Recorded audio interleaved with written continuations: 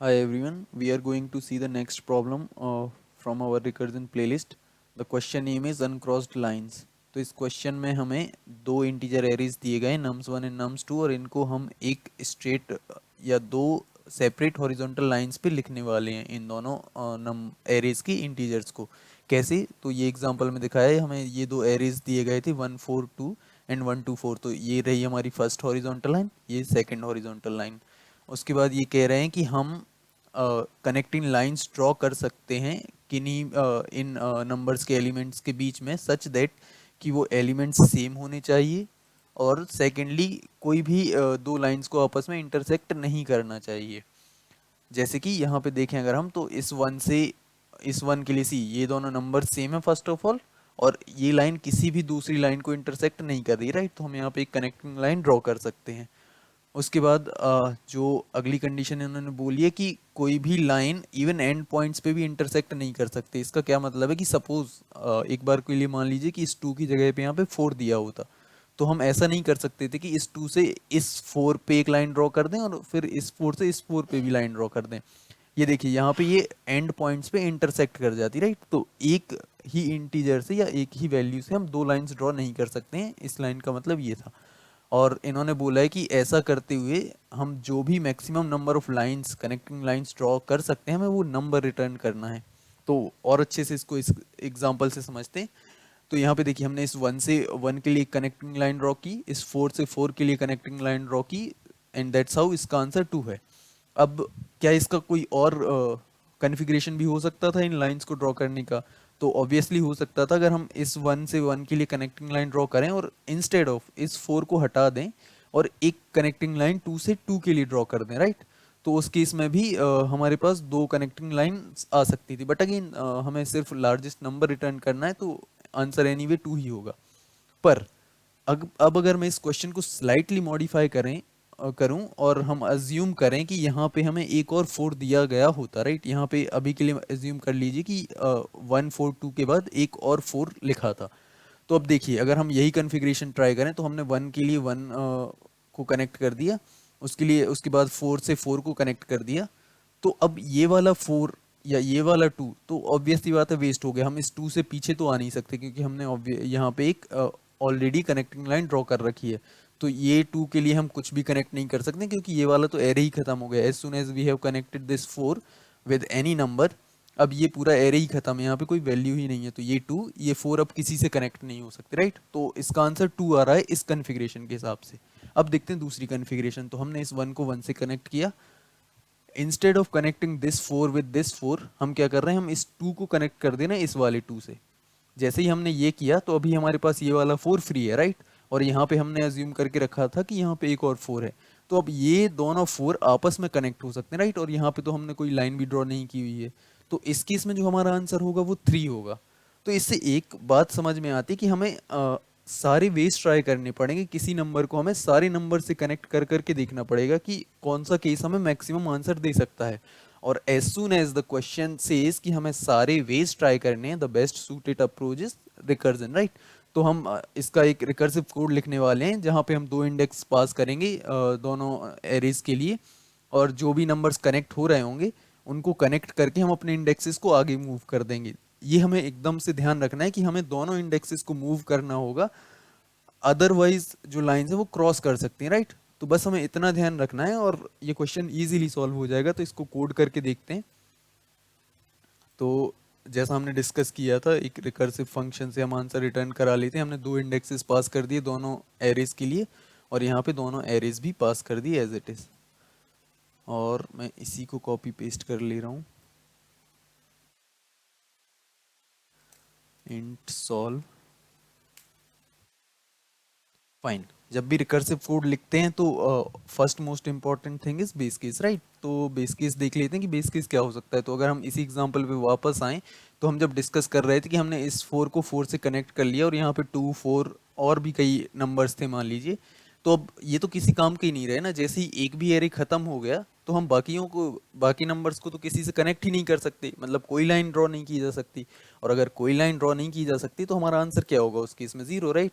तो जैसे ही कोई भी एक एरे खत्म हो जाता है, विच मीन्स, और oh sorry, we didn't pass the indexes, so int I int J. तो अगर कोई भी एक एरे खत्म हो जाता है, हो जाता है मीन्स कि एकदम एंड पे पहुंच गए हम। तो अगर ऐसा है या फिर जे हमारा एंड पे पहुंच गया है तो उस केस में हम क्या रिटर्न कर जाएंगे यहाँ से, zero. Line can be drawn now, fine. Base case हमने देख लिया है, अब हमें ट्राई करना है कनेक्ट करने के लिए, राइट। तो अगर हम किन्हीं भी दो नंबर्स को कब कनेक्ट कर पा रहे हैं, जब वो नंबर्स सेम हो, राइट। तो हम कंडीशन डाल देते हैं कि अगर nums one of I, sorry, अगर nums one of I same है as of nums two of J, अगर ये केस है तो हम ऑब्वियसली बात है एक कनेक्टिंग लाइन ड्रॉ कर सकते हैं। तो जैसे ही हमने एक कनेक्टिंग लाइन ड्रॉ करी तो हम अपने आंसर में वन ऐड करेंगे और हम बाकी जो बचा हुआ एरे है उसके लिए सॉल्व फंक्शन को वापस से कॉल कर देंगे, राइट। तो हमने यहाँ पे आई और जे को तो कनेक्ट कर दिया, तो अब हमें आई को आगे मूव करना होगा, जे को भी आगे मूव करना होगा, और हमने नम्स वन और नम्स टू को एज इट इज पास कर दिया, राइट। तो हमने इनको कर दिया है कनेक्ट, हम ये वाला आंसर यहाँ से रिटर्न करा लेंगे। उसके बाद सपोज ये नहीं था केस, तो अब हमारे पास क्या क्या ऑप्शन बचेगा। हम इस वन के लिए इस टू को ट्राई कर सकते हैं कि हो सकता है हमें यहाँ पे वन मिल जाए, राइट। या हो सकता है यहाँ पे भी नहीं मिल रहा है तो हो सकता है हमें यहाँ पे वन मिल जाए।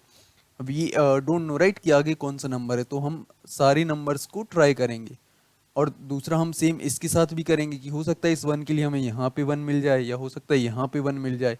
तो हमें हर इंडेक्स के लिए आगे जा जा के देखना पड़ेगा, राइट। तो हमारे पास दो ऑप्शंस हैं कि हम आई के लिए जे प्लस वन, जे प्लस टू ऐसे सारे इंडेक्सेस ट्राई करें, और सेम हमारे पास जे के लिए भी ऑप्शंस हैं।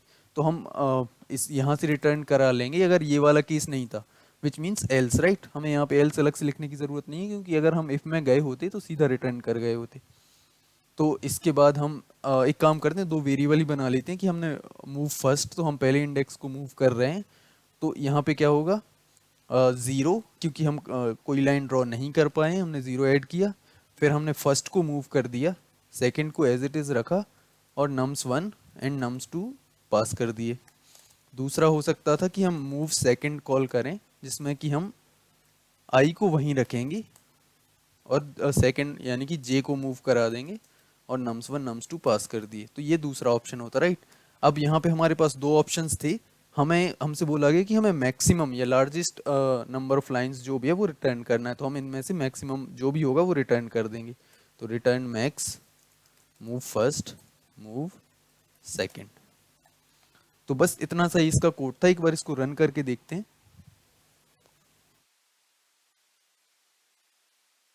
Okay, it should be solve. इसको एक बार रन करके देखते हैं। तो सारे टेस्ट केसेस पास कर लिए, but obviously we know that कि हम यहाँ पे मल्टीपल रिपीटेटिव कॉल देंगे वाइल सॉल्विंग, तो हमें इसको मेमोराइज करना चाहिए, राइट। तो मेमोराइज्ड कोड भी लिख लेते हैं जल्दी से। और जब भी हमें मेमोराइज्ड कोड लिखना होता है, हम देखते हैं कि कितने नंबर ऑफ स्टेट्स हैं जो कि चेंज हो रही हैं। तो यहाँ पे आई चेंज हो रहा है, जे चेंज हो रहा है। तो एक 2D डीपी बना लेंगे, क्योंकि चेंजिंग स्टेट्स दो हैं। तो vector of int DP, DP को कर लेते हैं रिसाइज,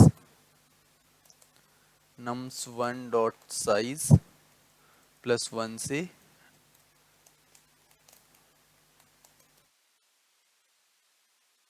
और यहाँ पे प्लस वन, और इसको माइनस वन से कर लिया इनिशलाइज। अब कुछ भी नया चेक करने के पहले, right after the base case, हम यहाँ पे चेक कर लेंगे कि क्या हमने ये करंट आई जे की जो स्टेट्स है वो पहले भी देख रखी है। अगर ऐसा है तो जो डी पी ऑफ आई जे इसकी वैल्यू अब चेंज हो गई होगी और ये माइनस वन के बराबर नहीं होगी, तो हम यहीं से रिटर्न कर जाएंगे D P of I J.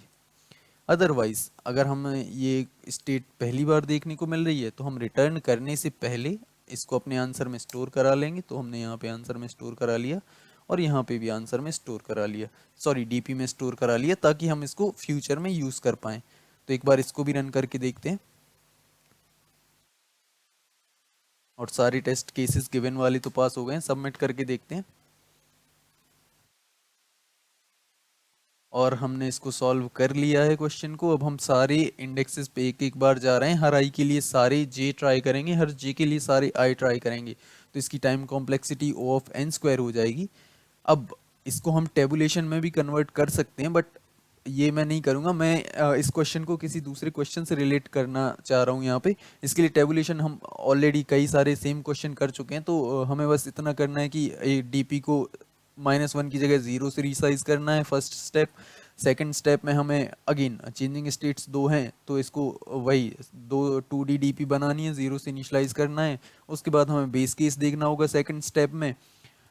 Third step में हमें क्या करना है, ये जो हमने फॉर लूप यहाँ से 0 0 से स्टार्ट किए थे, इनको इंस्टेड हमें n1 से और n2 - 1 से स्टार्ट कर देने हैं, और ये सेम कोड को कॉपी पेस्ट करके सॉल्व फंक्शन की जगह पे आंसर डीपी से उठा लेना है, राइट। और फाइनली हमें डीपी ऑफ 0 0, क्योंकि हमने यहाँ पे सॉल्व में 0 0 कॉल किया है, या हमने लूप को लास्ट से स्टार्ट किया है, तो हमें डीपी ऑफ 0 0 रिटर्न कर देना। ये हमारा बेसिक स्ट्रक्चर होता है जब भी हमें मेमोराइज्ड कोड को टेबुलेटेड कोड में कन्वर्ट करना होता है, राइट। ये आप खुद कर लेंगे। अब मैं इस क्वेश्चन को किसी दूसरे क्वेश्चन से कनेक्ट करना चाह रहा था। तो सपोज यहाँ पे हमें 142 की जगह पे, एरे की जगह पे एक स्ट्रिंग दी गई। वैसे एरे से भी हम अज्यूम कर सकते हैं, बट स्ट्रिंग से ज़्यादा अच्छे से, मतलब क्योंकि हमने ये क्वेश्चन मेनली स्ट्रिंग के लिए सॉल्व कर रखा है। तो सपोज एक स्ट्रिंग दी गई थी कैरेक्टर्स की 142 एंड देन 124, और अब हमसे पूछा गया होता कि हमें इसमें से लॉन्गेस्ट कॉमन सब सीक्वेंस बताइए। तब भी हम क्या कर रहे होते, कॉमन सब सीक्वेंस का मतलब क्या कि जो कैरेक्टर्स हैं वो सेम है, राइट। यहाँ पे 1 और 1 ये कैरेक्टर सेम थे, यहाँ पे 4 और 4 ये कैरेक्टर सेम थे, राइट। तो जब हम लॉन्गेस्ट कॉमन सब सीक्वेंस का कोड लिखते हैं ना, तो तब भी तो हम यही कर रहे होते हैं, राइट। तो अगर हम बिना सोचे समझे यहाँ पे लॉन्गेस्ट कॉमन सब सीक्वेंस का कोड भी पेस्ट कर देते ना, तब भी ये क्वेश्चन इजीली सॉल्व हो जाता। तो मैं यहाँ पे वही LCS वाला कोड यहाँ पे क्विकली लिख दे रहा हूँ, और उसके बाद समझते हैं कि क्या उससे भी ये सारे टेस्ट केसेस पास हो रहे हैं, ठीक है। CS वाला कोड लिख लिया है। सबसे पहले N1 और N2 कैलकुलेट कर लिए हैं, फिर DP को सेम हमने पिछली बार जैसे इनिशलाइज कर लिया है 0 से। उसके बाद दो फॉर लूप्स चलाए हैं I और J के लिए, और जब भी हमें I और J पे जो भी कैरेक्टर है वो सेम, सी यहाँ पे मैंने इंडेक्स शिफ्टिंग कर दी है, क्योंकि ये जो हमें यहाँ पे -1 वगैरह आ रहे हैं ना, तो या तो हमें इसके लिए 0 अलग से कंडीशन को हैंडल करना पड़ता जब भी I-1 और J-1 लेस देन 0 हो रहे होते।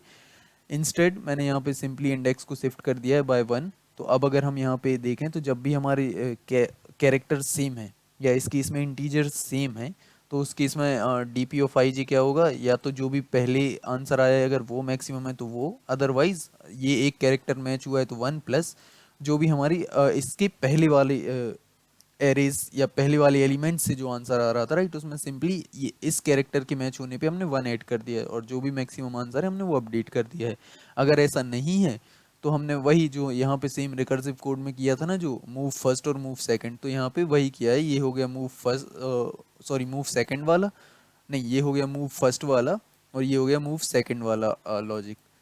तो यहाँ पे हमने डीपी ऑफ आई जे को ऐसे अपडेट कर दिया, और फाइनली डीपी ऑफ N1 और N2 को रिटर्न कर दिया।